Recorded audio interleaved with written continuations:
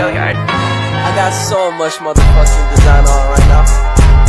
Bring it down, bring it back, make it clap. I got 3 old thoughts, new block, where that bitches up a line, and you know. Faktor pendorong dan faktor penghambat perdagangan internasional. Pelajari materi berikut ini agar kamu lebih paham mengenai faktor pendorong dan faktor penghambat perdagangan internasional. Yang pertama, faktor pendorong perdagangan internasional. Berlangsungnya perdagangan internasional disebabkan karena adanya faktor pendorong, yaitu A. Perbedaan sumber daya alam. Perbedaan sumber daya alam antara negara satu dan negara lainnya tentu memiliki sumber daya yang berbeda-beda. Contohnya, negara kita Indonesia yang kaya akan sumber daya alam, berpotensi besar untuk memproduksi hasil pertanian. Sementara itu, negara Jepang memiliki banyak sumber daya manusia yang berkualitas tinggi, sehingga berpotensi besar untuk memproduksi barang-barang elektronik. Jika Indonesia mengekspor sebagian hasil pertaniannya ke Jepang dan Jepang mengekspor produk-produk elektroniknya ke Indonesia, maka kebutuhan kedua negara akan terpenuhi. Poin yang kedua adalah perbedaan selera. Adanya perbedaan selera antara satu penduduk dan penduduk lainnya dalam suatu negara tidak dapat dipenuhi seluruhnya oleh negara tersebut. Hal ini menyebabkan timbulnya perdagangan internasional antara negara satu dan negara lainnya. Misalnya, Indonesia banyak menghasilkan buah apel, sedangkan masyarakat Indonesia lebih suka buah apel New Zealand dari Australia, sehingga masyarakat Indonesia harus mengimpor buah apel New Zealand dari Australia. Poin yang ketiga adalah perbedaan biaya produksi.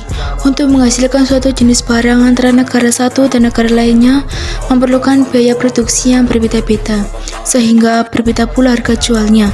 Perbedaan harga barang ini juga disebabkan karena perbedaan dalam jumlah, jenis, kualitas, serta cara mengombinasi faktor-faktor produksi dalam proses produksi.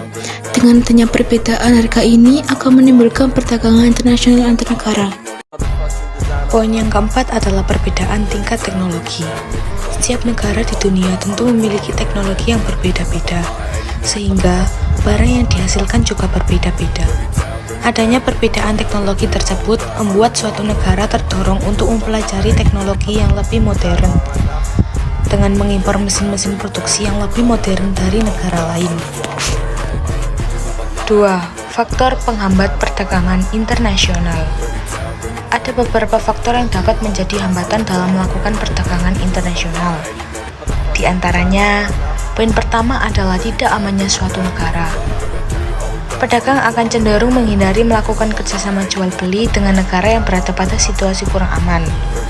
Hal ini karena di negara yang kurang aman tidak ada jaminan transaksi bisnis akan berhasil, dan tidak adanya jaminan keamanan menyebabkan transaksi bisnis rentan mengalami kegagalan. Sebaliknya, jika negara memiliki kondisi yang aman, maka para pedagang akan mendekat. Poin yang kedua yaitu kebijakan ekonomi internasional. Kebijakan ekonomi internasional yang dibuat oleh pemerintah suatu negara bisa menghambat perdagangan internasional. Misalnya, jika pemerintah suatu negara melakukan pembatasan impor, mengenakan pajak impor yang tinggi, dan peraturan yang rumit, maka hal tersebut berpotensi menghambat perdagangan internasional. Yang terakhir, ketidakstabilan kurs mata uang. Tidak stabilnya kurs mata uang asing dapat menyulitkan eksportir maupun importir dalam menentukan harga valuta asing. Hal tersebut berdampak terhadap harga penawaran maupun permintaan dalam perdagangan.